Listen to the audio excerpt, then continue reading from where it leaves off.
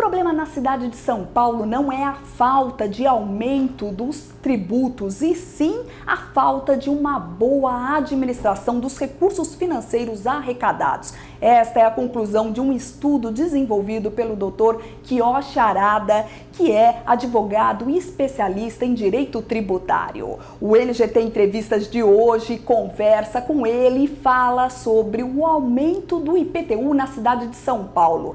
Polêmica, muito polêmica, não é mesmo, doutor Arada? Muito obrigada por participar do LGT Entrevistas. Eu que agradeço, Viviane. Doutor Arada, queria para começar que o senhor explicasse aí a história do aumento do IPTU na cidade de São Paulo, né? Por que o senhor ajudou aí a desenvolver aí a liminar para barrar esse aumento na justiça? Esse aumento do IPTU aqui em São Paulo não faz sentido, tá? Porque se você for examinar o relatório de execução bimestral do orçamento, verifica-se que a Prefeitura de São Paulo não vem esgotando as verbas previstas para N dotações, principalmente verbas destinadas à execução de infraestrutura, né? Que o prefeito reclama que essa liminar vai prejudicar a despesa de investimento. Mas ele tem executado em torno de 50%, 60% dessas verbas. Então, o restante ninguém sabe onde foi parar. Não é? Mesmo nos setores essenciais como saúde, educação e transporte, as verbas consignadas na Lei Orçamentária Anual não são exauridas, né?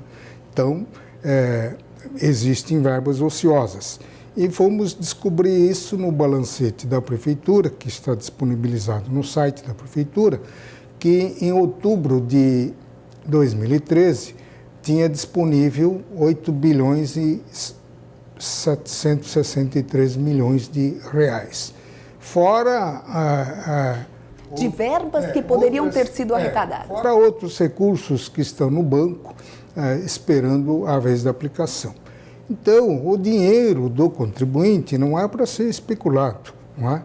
A finalidade do tributo é para atendimento das necessidades públicas que deveriam estar espelhados no plano de ação governamental, não é? Então, o orçamento não é outra coisa senão um reflexo do plano de governo. Então, o governante verifica o que tem que fazer e daí vai projetar os recursos que deverão ser arrecadados para cumprir aquele programa. Agora, se em vez de cumprir o programa está aplicando o dinheiro no mercado financeiro, isso significa que está arrecadando mais do que o necessário. O tributo deve ser gasto centavo por centavo na consecução da finalidade pública. Não pode ser um instrumento para gerar outro tipo de recursos financeiros para a Prefeitura. E depois, esse aumento, que vai até 35% do imposto em vigor, ele não se coaduna com o princípio da razoabilidade, porque esse aumento, diz o prefeito, que é um reajuste dos últimos 4 anos, porque o último reajuste deveria ocorrer em 2009. Tudo bem, só que se você for verificar a evolução do PIB nos últimos 5 anos, de 2008 a 2012, cresceu apenas 16,81%. Como ele queria aplicar aí um reajuste de 35%? De uma certa forma, ele representa um crescimento econômico de cada indivíduo, de cada contribuinte, e de maneira que, ultrapassado esse patamar, acaba violando o princípio da capacidade contributiva, não é? E mais a mais, esse aumento, que deu uma remexida na PGV por um critério não muito transparente, a mensagem legislativa diz que foi levantado esses valores unitários pelo Conselho Municipal de Tributos, que ninguém conhece, não está acreditado no meio científico, no meio jurídico, ninguém sabe. Foi um chute, na verdade? Eu não sei, porque não dá para saber como é que eles fizeram. E deu uma remexida na descrição, na limitação geográfica da primeira e segunda zona fiscal, onde os imóveis são mais caros, trazendo alguns imóveis da periferia para essa zona, que configura um aumento indireto. Mas a grande verdade é que eu acho que a própria prefeitura não sabe a quanto iria esse aumento tributário de acordo com o novo valor unitário do metro quadrado da construção e do terreno. Tanto é que, por cautela, colocou no artigo 9º que esse aumento tributário fica limitado a 35% em relação a imóvel não comercial e 20% em relação a imóvel residencial. Então, esse limite, por si só, já violou o princípio da legalidade, porque não pode delegar para o Executivo fixar o quanto, né? Então, aí o artigo 9º está dizendo, vocês podem elevar esse imposto desde que respeite esse limite máximo. Então, pode ser 35, pode ser 20, pode ser 15, pode ser 10, pode ser 5, entende? Então, é um sinal de que a própria prefeitura não confia nesse novo valor unitário do metro quadrado da construção e do terreno que resultou nessa lei de aumento do IPTU. O Supremo Tribunal Federal, na verdade, o que ele levou em conta para barrar na justiça aí, o aumento do IPTU? A verba ociosa e também aí a falta de regras para fixar o valor? De cassação de liminar, basta o poder público alegar perigo à saúde, à ordem, às finanças públicas, que as cortes superiores têm atendido isso daí. Certo. Mas no caso de São Paulo, o presidente Paulo Scaff, que é o presidente da Fiesp, teve o cuidado de levar para o presidente do Supremo dados da execução orçamentária, onde comprova que 800 milhões a menos não ia fazer todo aquele estrago lá que o seu prefeito alardeou na imprensa, né? Vai parar investimento nas escolas, na saúde, na creche, bagunçar o transporte, inclusive vai comprometer as obras contra enchente, né? Uma obra contra enchente faz 100 anos que estamos sendo vítima de enchente, né? Não vai ser por causa dos 800 milhões aí que vai agravar o problema, né? E diante desses dados, o presidente achou que seria de uma cautela maior deixar isso para o tribunal local para examinar toda essa situação de compatibilidade do aumento com as reais necessidades da prefeitura. Então, isso colocou um ponto final nessa cruzada pela cassação da liminar, né? E essa cruzada aí da cassação aí levou aí várias outras cidades do país também a contestarem o valor, né? A gente tem aí a situação de Florianópolis, só que aí a situação de Florianópolis foi diferente. Eu estive, o advogado de Florianópolis me ligou e eu disse mais ou menos o que nós temos feito, mas certamente a realidade de Florianópolis deve ter sido diferente, porque se está nadando em dinheiro, não há porque o ministro Lewandowski caçar a liminar. Não é? Então, aí é o tal de boa-fé que se presume da autoridade pública que está alegando o perigo às finanças, na ausência de prova em contrário, então deve ter caçado a liminar por esse fundamento. E também agora na cidade de São Sebastião, eles estão alegando também que... Pode dar um efeito dominó, né? Mas não sei a realidade de cada município. Cidades. Aqui em São Paulo, esse IPTU progressivo, o progressivo é só de nome, não tem nada de IPTU progressivo aí. Não é? Porque IPTU progressivo é um imposto dos mais simples possível. É simplesmente aplicar a alíquota sobre a base de cálculo, que é o valor venal. Esse é o IPTU. O progressivo é aquele que a alíquota vai crescendo gradualmente em função da elevação da base de cálculo. Quanto maior o valor venal do imóvel, maior é a alíquota. Esse é o IPTU progressivo. Não tem segredo nenhum, é simples e transparente, todo mundo sabe. Agora, esse IPTU que o PT inventou, na verdade começou com a dona Marta, uma coisa escabrosa, nebulosa. Você não sabe se está sendo beneficiado ou está sendo prejudicado, porque depois que apurou o imposto, não é? Que exauriu o procedimento do lançamento, que está no artigo 142 do CTN, aí começa uma nova operação aritmética de tira e põe, entendeu? Então, imóveis de valor até tanto tem uma redução de tantos por cento. O valor pouco mais acima, redução maior, e assim vai indo. Chega num certo patamar que não tem mais redução, e no outro patamar começa o acréscimo. Você vai aumentando isso, aumentando aquilo, só que esse negócio de tirar e pôr não se faz de uma forma uniforme para imóvel residencial, terreno e comercial. Para o comercial e para o imóvel não construído, a redução é maior, vai até 0,5. Para o imóvel residencial, a redução, o máximo de redução é 0,4. Agora, quando se trata de meter o fator de aumento, é o contrário. O imóvel residencial sofre um aumento de até 0,5.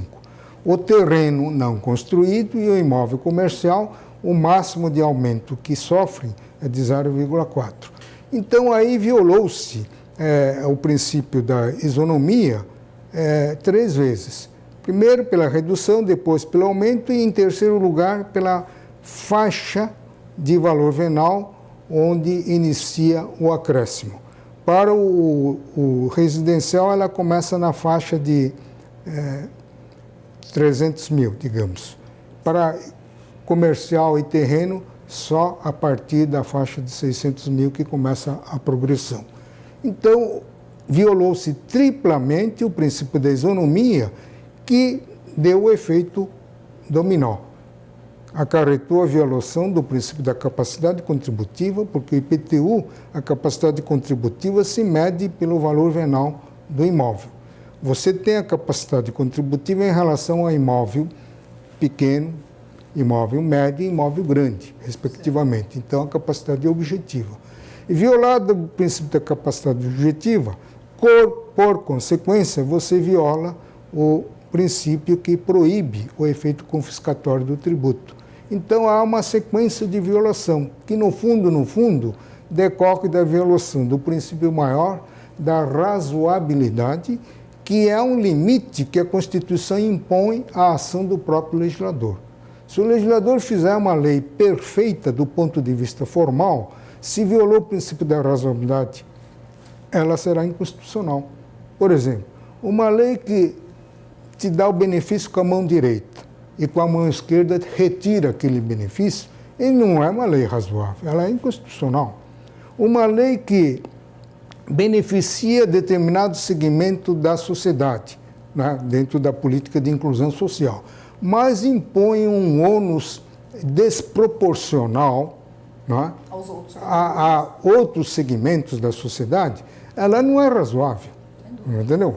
Então, o encargo tributário deve ser suportado dentro do limite da capacidade contributiva de cada um de uma forma uniforme.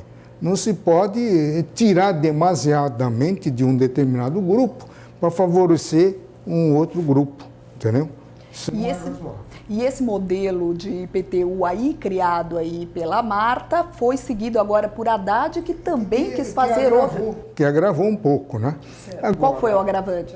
O agravante é que há uma tripla violação e violou o princípio da razoabilidade, porque o IPTU da dona Marta, ela não violou assim o princípio da razoabilidade no sentido de que não provocou um aumento desproporcional em relação ao crescimento da economia e, por conseguinte, da capacidade aquisitiva de cada um de nós. Não é? Agora, a outra contradição. A Constituição determina que os servidores públicos tenham seus vencimentos reajustados anualmente. Então, esse reajuste, que eu entendo, é pelo menos a reposição da perda do poder aquisitivo. Então, teria que corrigir pelo índice inflacionário. Nos últimos 9 anos, a Prefeitura de São Paulo promoveu esse reajuste que, somado todos esses 9 anos, dá exatamente 3,34%. Então, na maioria dos anos, ele deu um aumento de 0,01 centavo, que é um negócio até constrangedor para o servidor, né? E não paga o papel, o olerite, para consignar um aumento de 0,1. É pior do que você premiar alguém com pênis lá na Inglaterra, né? Isso é até uma ofensa. Então, daí, a falta de razoabilidade. Para a receita, 35%. Para a despesa a título de pessoal, que a Constituição manda prover o orçamento com a despesa necessária ao reajuste, 0,1% ao mês, ao ano. E qual foi a saída aí, então, para o Haddad? Porque, na verdade, o senhor aí, o seu estudo comprova aí que a cidade de São Paulo está nadando em dinheiro. Dinheiro tem. Ele tem que priorizar, né? Tem que planejar, não é? Agora, ninguém é obrigado, ninguém nasce administrador. O prefeito tem que se cercar de assessores competentes, né, para fazer isso. E tem que estancar o ralo por onde está sumindo o dinheiro, né? Parece que ele está dando combate, pelo menos, à máfia dos fiscais, pelo que eu estou vendo pela imprensa. Está apurando lá o sumiço do ISS, do IPTU, provavelmente do ITBI, mas isso tem que ser um trabalho contínuo, sistemático, ser combatido todos os dias, porque se você deixa o dinheiro escapulir pelo ralo, não adianta ficar aumentando o tributo, porque é a lei do empuxo. Quanto maior o peso, maior a velocidade com que o dinheiro desaparece no ralo, não é isso? Então, é um conjunto de medidas. Agora, parece que o nosso prefeito não tem essa experiência e também os assessores não estão ajudando muito nisso. Prova disso que a última licitação, que nem lembro mais para que era, o Tribunal de Contas condenou por falta de indicação de verba e por falta de projeto básico para execução. Vou fazer uma licitação para fazer uma obra sem projeto básico, não é? Parece esse negócio aí de faixa exclusiva, né, de ônibus, não é? Pintou aí mais ou menos 300 quilômetros, né? Eu tinha a rua perto de casa lá, Sandino Reis, que levava 5 minutos, agora estou levando 48 minutos, não é? Atravessar menos de 300 metros, né? Isso é falta de planejamento, é falta de racionalização, porque você não pode implantar faixa única numa via estreita, né? Para passar um ônibus bisanfonado de 30 metros de comprimento, né? E principalmente numa rua onde há vários acessos viradas à direita ou à esquerda, dificultando essa manobra, né? Agora, tem uns trechos aí na 23 de maio, naquela rampa que sobe para viaduto Pedrosa, aquilo é um escândalo. A faixa branca interrompida, que permite o acesso à faixa exclusiva de ônibus, está mais ou menos 30 metros dentro da entrada. Aquilo lá, se você der uma guinada assim, repentina, para não perder a passagem, você pode provocar acidente de proporções imprevisíveis, não é? Então tem que ter uma certa lógica, tem que ter um planejamento, não é meter a faixa branca, que eu chamo de faixa dourada a ouro, a dourada de branco, porque custa caro, segundo o prefeito, diz que vai faltar verba para fazer essas faixas, né? Então deve estar saindo uma nota, né? E, doutor Arado, eu queria que o senhor explicasse para o telespectador que está recebendo agora o carnê do IPTU em casa e qual seria o reajuste? O reajuste é o reajuste da inflação que vem no IPTU? Sim, é o reajuste da inflação, que dá menos de 6%, né? 5 pontos, algumas quebradas, não chegou a ser 6%. Agora, e essa liminar nada impede de o prefeito fazer hoje um novo projeto para entrar em vigor em 2015. Não é? Agora, o que está nessa lei é que, além de aumentar o imposto de 2014, aumentou 2015 em diante. O projeto original estava prevendo o exercício da futurologia, parava no 2016. Ele aumentava 2015 e 2016 em 20% para não residencial e 15% para residencial, aí ponto final. Agora, com a emenda lá na Câmara, esse limite temporal foi eliminado. Então, se a lei não for soterrada pelo tribunal, enquanto não revogada, poderá vigorar 20, 30, 40, 50, 60 anos, você vai acrescentando todo ano 20% sobre o valor do imposto do ano anterior. Então vai dar aumento em cascata, né? Certo. Vai chegar um ponto que você vai ficar com um elefante branco e vai chegar anunciando aí quem quer ficar com o meu imóvel, porque eu não aguento mais pagar o IPTU, entendeu? Você vai pagar mais de imposto do que vale o imóvel? Vai, seguramente. Com o tempo vai ficar assim, porque esse IPTU que está nesse, que o artigo 9º permite fazer, não tem nada a ver com o IPTU que está na Constituição Federal e com o IPTU que está regulado no Código Tributário Nacional e que está na própria lei municipal, né? No sistema tributário municipal do governo Brigadeiro Faria Lima de 66. Não tem nada a ver com essa lei. Aquele IPTU consiste em aplicar a alíquota sobre a base de cálculo, que é o valor venal do imóvel.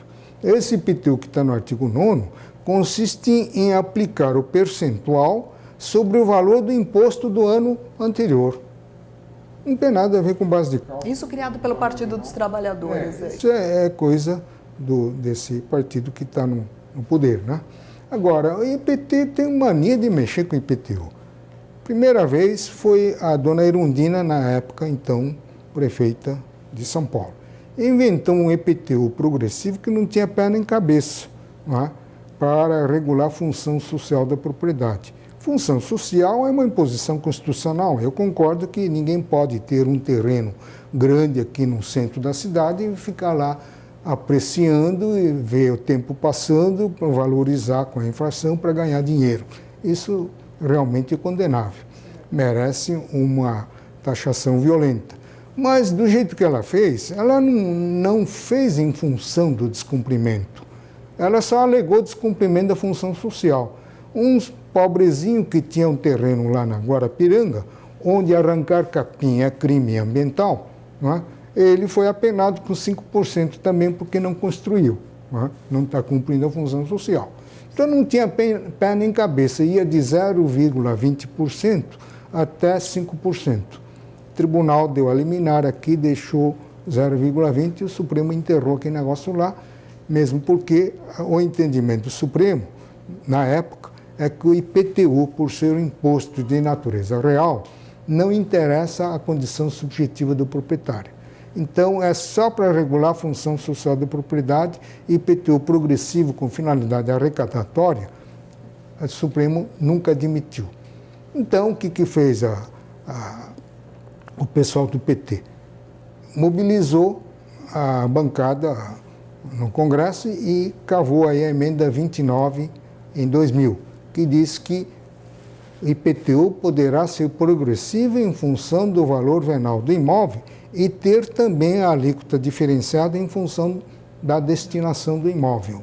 Essa alíquota diferenciada em função da destinação para imóvel residencial já é uma tradição que vem de longa data, que a emenda 29 positivou. Não é? O imóvel residencial, que é a casa do indivíduo, o asilo inviolável do indivíduo, então mereceu agora um status constitucional no sentido de privilegiar a tributação. Tudo bem, só que esse IPTU progressivo que está na emenda 29 é para aplicar a alíquota que vai crescendo à medida que vai aumentando o valor venal. Não tem nada a ver com esse IPTU que a dona Marta fez e que o senhor Haddad repetiu com certos agravantes, né? Que depois de apurado o imposto é que começa a introduzir um fator regressivo, que eles chamam de desconto, e depois que cessa o desconto, começa a aplicar o fator progressivo, que eles chamam de acréscimo, né? Tira e põe. Para que essa complicação? Por que não gradua a alíquota em função do valor venal? Mas isso vai dar muito na vista, o povo vai gritar, porque ele vai ver o tamanho da alíquota e vai assustar. Então, vou fazer isso de uma forma enrustida, de uma forma nebulosa, para ninguém descobrir. Quer dizer, aí que está o erro, não é? Isso está contra o princípio que está expresso no parágrafo 5º do artigo 150 da Constituição Federal, que chama-se o princípio da transparência tributária, em que o contribuinte tem o direito de saber o peso da carga tributária que está recaindo sobre mercadoria e sobre serviços e o patrimônio. E o NGT Entrevistas faz um rápido intervalo, mas a gente volta já já. Fique ligado!